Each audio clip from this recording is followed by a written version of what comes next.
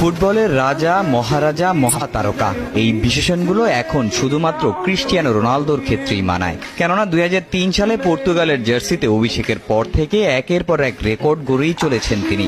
মঙ্গলবার আইসল্যান্ডের বিপক্ষে আরও একটা রেকর্ড স্পর্শ করলেন পর্তুগিজ সুপারস্টার, যা আগে করতে পারেনি বিশ্বের কোনো ফুটবলার।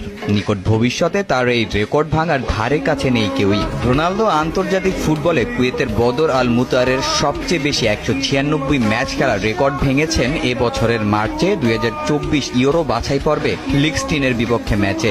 আইসল্যান্ডের বিপক্ষে সংখ্যাটা নিলেন 200-তে। তার এমন কীর্তি জায়গা করে নিয়েছে গিনিস বুক অব ওয়ার্ল্ড রেকর্ডে।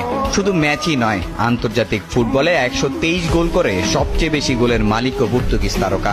এমন কীর্তি স্মরণীয় করে রাখতে ম্যাচের আগে বিশ্ব রেকর্ড গড়ার সার্টিফিকেট ও ক্যারিয়ার শুরুর জার্সি ফ্রেম বন্দি করে তার হাতে তুলে দেন গিনিস বুক অব ওয়ার্ল্ডের কর্মকর্তা ও আইসল্যান্ড ফুটবল ফেডারেশনের সভাপতি। রোনালদোর এই কীর্তির পিছনে রয়েছে হাজারো গল্প।